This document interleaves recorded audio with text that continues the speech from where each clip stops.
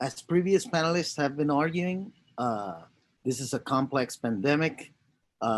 It has the characteristic of it hitting the world as a whole, causing a global demand shock for each particular country in the world, because its demand from the outside is curtailed by the impossibility of flying into the country, of purchasing some goods and services from that country. So that obviously hits all sort of variables inside the economy, not only GDP, but also employment. And it does so in a very asymmetric fashion, as many have discussed, because some occupations are more vulnerable than others. It has an impact on the financial system because of the inability to pay that certain credit customers have engaged in. It has an impact in the balance of payments, of course, because of the fiscal of the export, import, remittances, all the effects on FDI and so forth. Clearly on the fiscal, because the government suffer from a collection problem, and as Ricardo was saying, increased tensions or pressures to spend in vulnerable sectors, in particularly firms and households. So as many have been saying, the key word probably is uncertainty. The uncertainty is huge, not only in terms of the pandemic itself from an epidemiology standpoint, but also in its economic impact, its depth, the impact that it's going to have. At first, it was thought to be simply a 1 to 3 months phenomenon, and then we'd go back to normal. And it's much deeper and more extended through time than it was originally thought. We still today do not know how long it will take to return to normal, if there's a normal that can be defined at this point. This interplay between lives and livelihoods are still something we're grappling to understand, because it's more complex and more heterogeneous than we thought. So creating a learning environment in this context is key, both in the epidemiology side and on the economic side.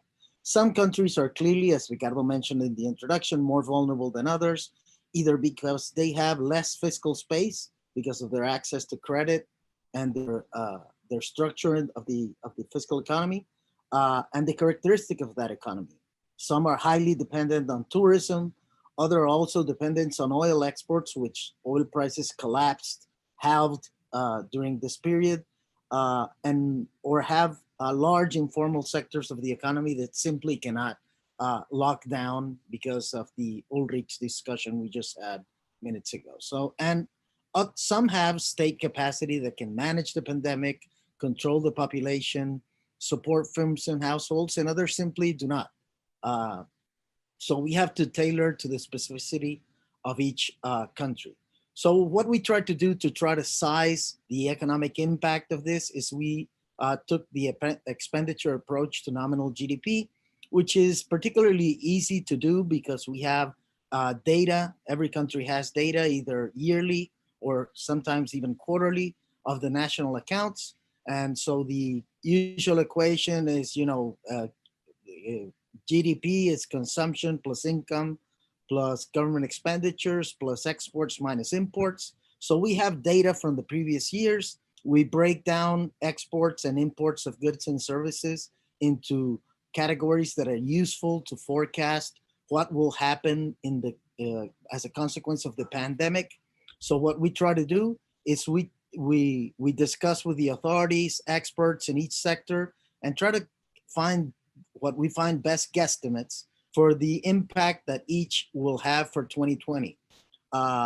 So, like if you're highly dependent on tourism, for instance, you're going to say that your exports of travel and tourism are going to be badly hit, and we try to find an estimate for the whole year of how that will perform, and we'll discuss about this in a minute.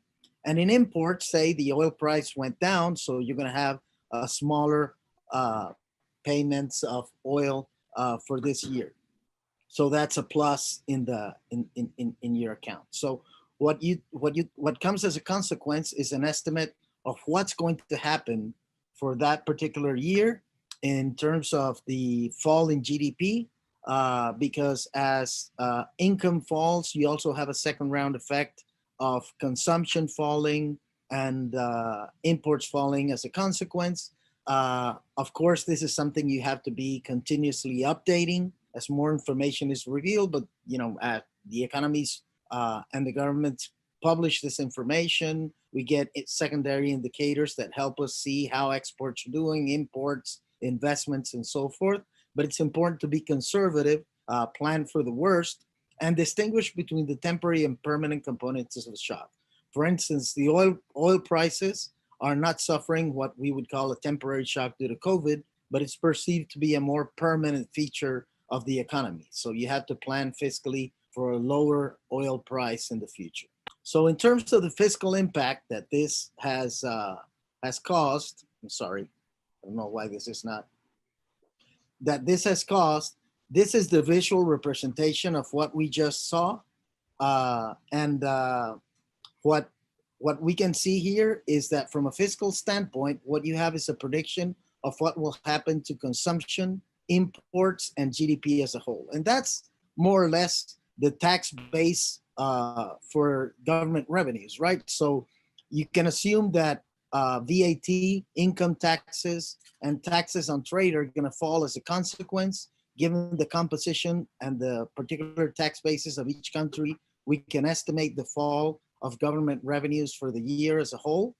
We can see what are the plans of the government, either to cut spending in some areas, but increase spending in some areas such as health and support for firms and households that are in a vulnerable position.